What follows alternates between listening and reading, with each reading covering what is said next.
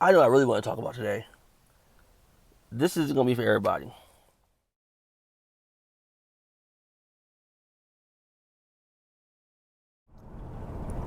It's great how art can convey a hard truth, but like season it with humor to not make the hard truth come across as devastating or as serious as it is. But the seriousness doesn't get lost in it. And that's one of the reasons why I'm saying Dave Chappelle is a genius. Because he's able to mask the truth of a lot of things in society, and a lot of comedians do it. But many aren't as great as him at it. Sticks and Stones. Brilliant. Brilliant. It's going to offend a lot of people. It's going to offend a lot of people. But I say it's brilliant for these reasons. He, in a comedic way, was able to show the ridiculousness about the way our logic is in this society. Like he had one bit, where he talked about not being for abortion. Crowd goes crazy. You know what I'm saying? They're like, what? And then he's like, yeah, shut up. You know what I'm saying? Actually, he says he's not against it either. Now look at you mad. You know what I'm saying? I'm not saying do abortion. Relax. He gets to the point of saying that, and then he has a little story he goes into. I'm not going to retell a joke. I'm not. But what boils down to is he finds a way, subtly in the joke, to tell them, like, if you're okay murdering this thing, once you say murder, you're pretty much admitting it's a person, it's a human. He ties that to how are you going to get mad at someone else for abandoning it? If you can murder it, they should be able to abandon it for deadbeat dads. Doesn't sound funny at all. You know what I'm saying? But the logic, I took all the funny part of the joke out. What I'm saying is the logic of that.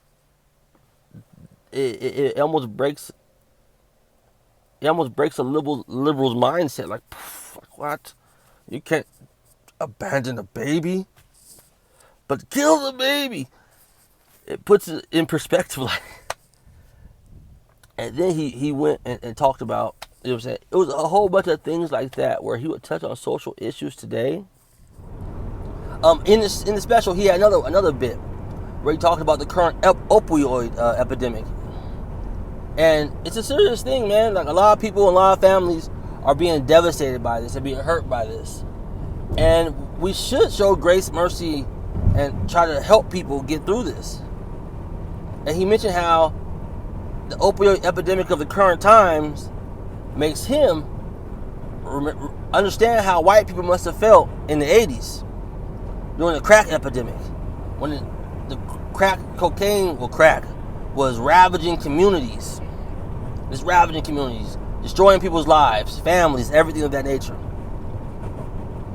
And the overall sentiment at that time was just say no. Increase laws, the war on drugs. And he said that he can relate because he doesn't care about the opioid epidemic today. Same way white people felt in the 80s. Now, two wrongs don't make a right, you know what I'm saying? But he commented on the truth of it wasn't mercy and grace when it wasn't their demographic that was impacted by the drug epidemic. And it's a sad truth, like he brought it to the forefront in a way that people can step back and see that this is what people talk about when they talk about social injustice and things of that nature. Just the way things are handled or things are dealt with when it's their community versus someone else's community.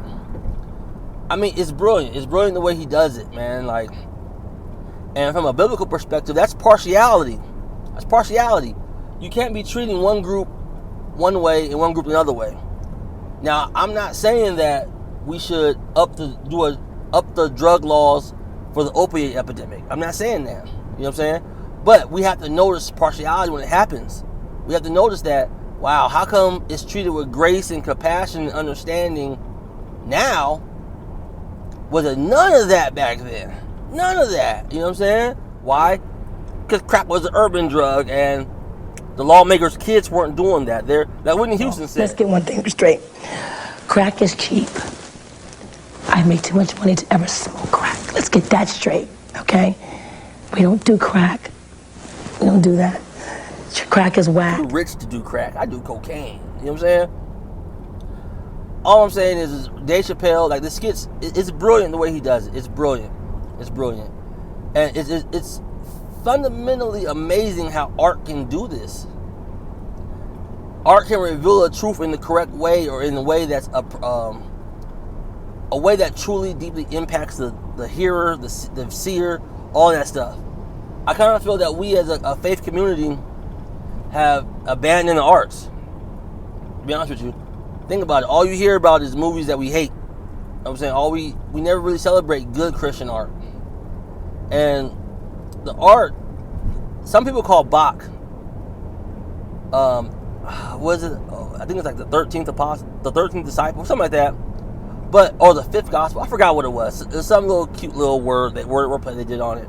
But it conveyed that through his music, he shared the gospel with millions of people during his life and after his life in East Asia, just through his music, through the arts.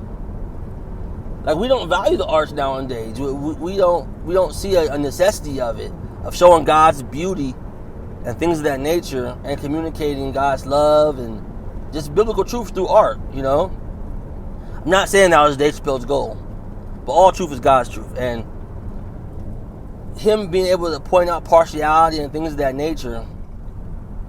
I mean, and there are others that are using, you know what I'm saying, the arts to convey a gospel message. I was chilling late one night while I was on the gram and seen you had a picture posted way back of a sonogram. Now hold up.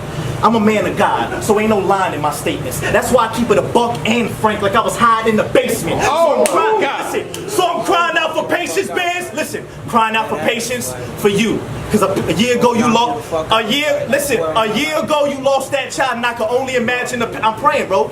I can only imagine the pain you had to go through. I've lost plenty of people too, but I know a baby is the most cruel. And everything that you wrote on that post, dog, was predicated within, except one line. When you said everything you do from here on out is dedicated to him. Now hold up. Because that baby's in heaven, bro.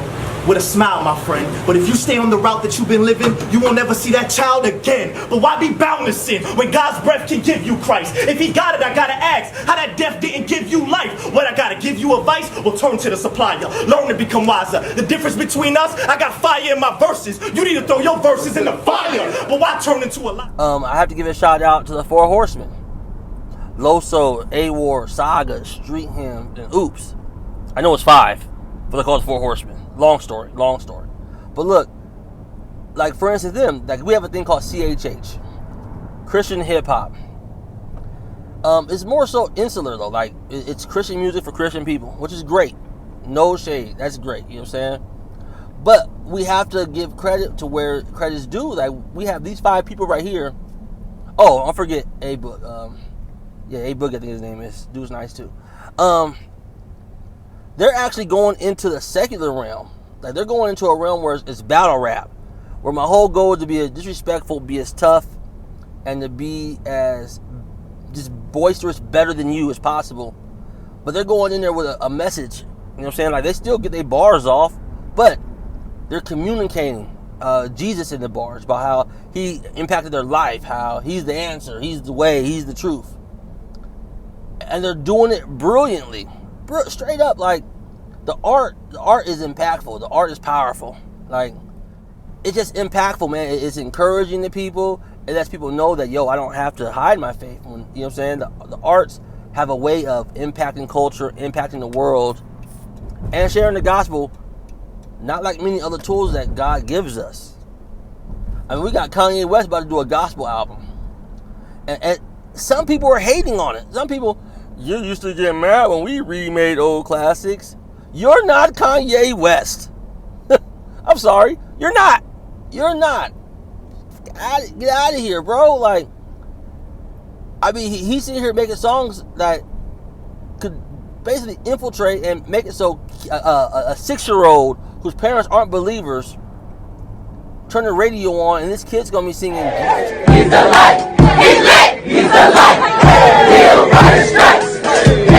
For you and me, the victory is won. Brighter than the sun, and his love is manifest. Jesus Christ, he's the light. Hey, he's the light. He's lit. He's the light. Like, how do you hate on that? like people are using the arts more to get the message of Jesus out, and it's a beautiful thing. It's a beautiful thing. You know what I'm saying? And Dave Chappelle shows in his special, like, the impact of how through the arts a truth can be revealed, a hard truth can be revealed. And then I gave Christian artists that are using the arts to share the gospel and share these type of truths.